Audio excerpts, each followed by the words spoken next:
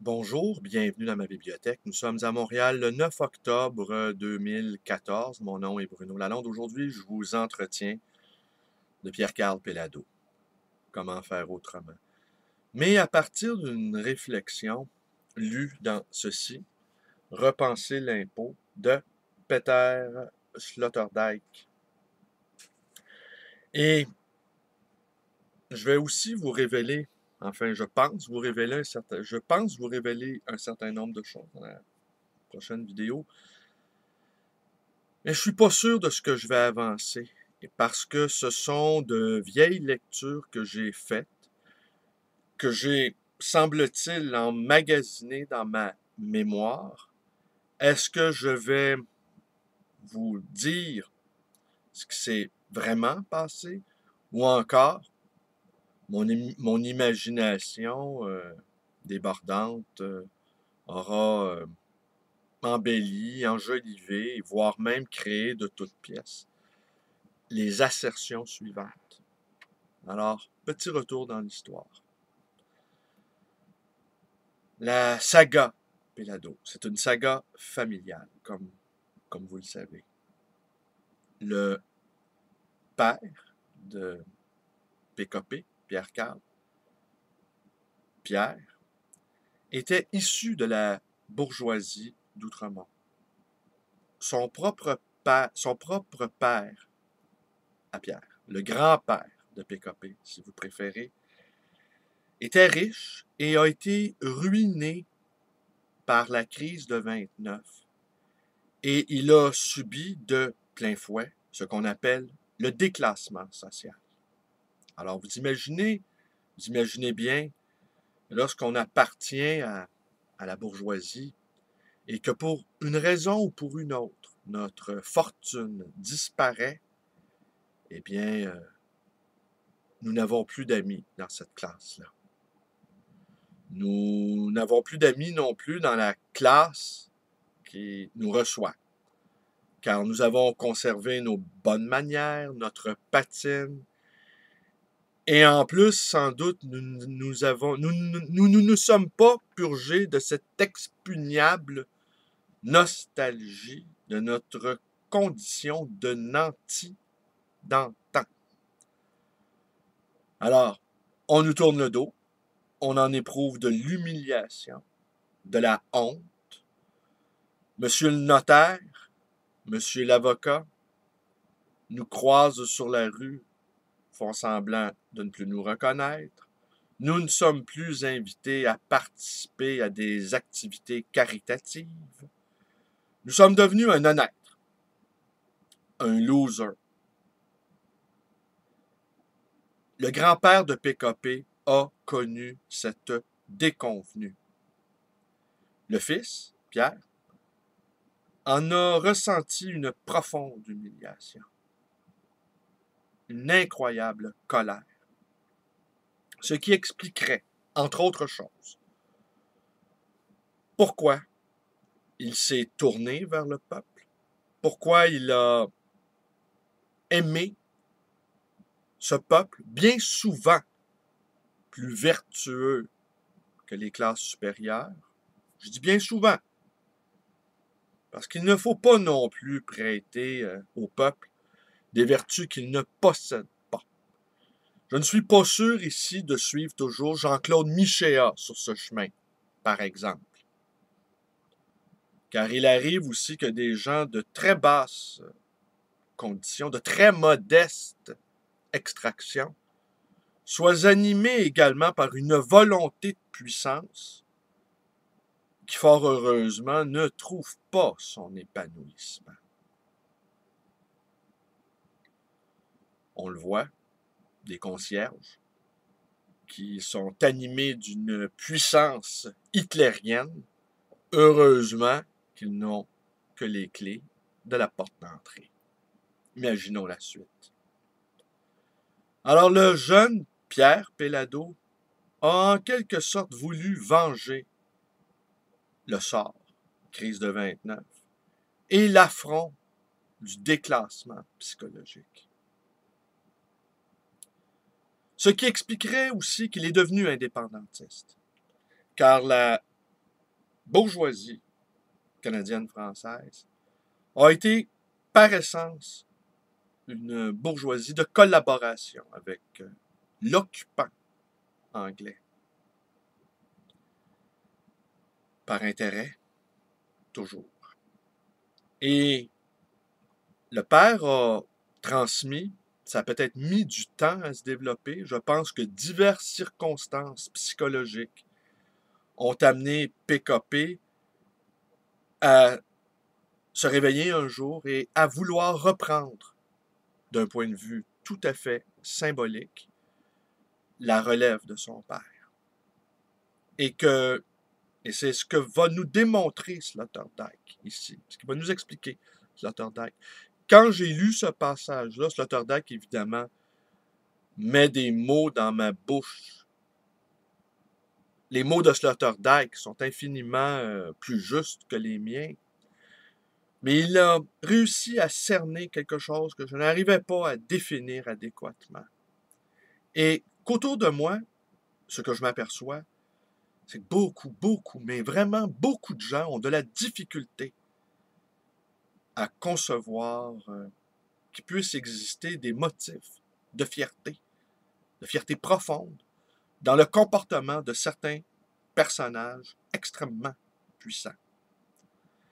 Par ailleurs, d'imaginer que le changement va surgir de la base, à mon sens, c'est vrai en partie seulement. Mais tous les grands changements sont faits au sommet de la pyramide. Il y a un schisme au sommet de la pyramide, des divisions.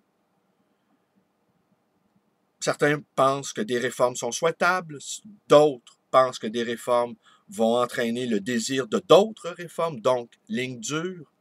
Des réformistes d'un côté, des tenants de la ligne dure de l'autre, et tout est en place pour une révolution, ou du moins une grande transformation. Et PKP, ce qu'il a fait, il a quitté la table des puissants d'Outremont. Il s'est levé, il a dit « J'ai envie de faire d'autres choses ». Il a été animé soudainement par une autre pulsion. Et je vais conclure là-dessus en vous lisant un petit passage. Alors, c'est un entretien qu'a donné, c'est un recueil d'entretiens, ceci, de Peter Sloterdijk. Et un journaliste lui pose la question suivante. La crise, celle qui est toujours en cours, celle de 2008, provoquera-t-elle un changement des mentalités chez les élites économiques? On parle beaucoup trop aujourd'hui de la cupidité des riches. Dans mes relations personnelles avec les grands personnages de l'économie, j'observe que la psychologie simple de la pulsion d'enrichissement ne fonctionne pas chez eux. À partir d'un certain volume de fortune, la dynamique psychique se transforme. L'homme fortuné abandonne la cupidité pour la fierté. Ce que vous dites vaut aussi pour les oligarques. Il existe aussi, bien entendu, un oligarchisme qui demeure cupide et pitoyable. Ou bien, comme disaient nos grands-mères, un homme riche est un homme pauvre qui a beaucoup d'argent. Mais pour les gens qui ont intériorisé leur prospérité, cette remarque ne vaut plus. Ils apportent la preuve que les hommes veulent autant tenir le rôle de celui qui donne que le rôle de celui qui prend. Le don est la base de l'économie du faire-valoir et celui qui veut se constituer un capital de prestige doit se faire remarquer en tant que donateur. Aussi, ainsi naissent les engagements philanthropiques et culturels. Warren Buffett et Bill Gates, pour ne citer que les plus riches, se sont séparés d'une grande partie de leur fortune dans une sorte d'auto-intensification cathartique. Écoutez bien, c'est le passage clé, selon moi. Ce ne sont pas des gestes de stupidité petit bourgeois, mais des gestes de fierté néo-aristocratique. Évitons de toujours regarder ce qui se passe dans le monde de la finance par le petit bout bourgeois de la lorgnette. Et quant à moi, je vais conclure là-dessus, je reconnais immédiatement l'esprit bourgeois par son incapacité à admirer, par son incapacité à envisager des raisons de noblesse, par de toujours chercher le petit calcul chichiteux qu'il y a dans des actions que peuvent poser certains êtres humains. Dans cette incapacité à voir plus loin que son horizon et ses propres intérêts. Dans cette incapacité à subodorer chez l'autre de la générosité. Et franchement, si vous pensez que ce monde-là peut être sauvé, il ne le sera pas sans la participation des plus fortunés d'entre nous. À moins que vous décidiez d'instaurer un régime de terreur, d'obliger les oligarchies à rendre leur argent, à renverser l'histoire, comme on l'a déjà vu à quelques reprises, nazisme, communisme, eh bien, bonne chance. Et si vous vous contentez de souhaiter l'avènement de ce genre de choses-là, eh bien,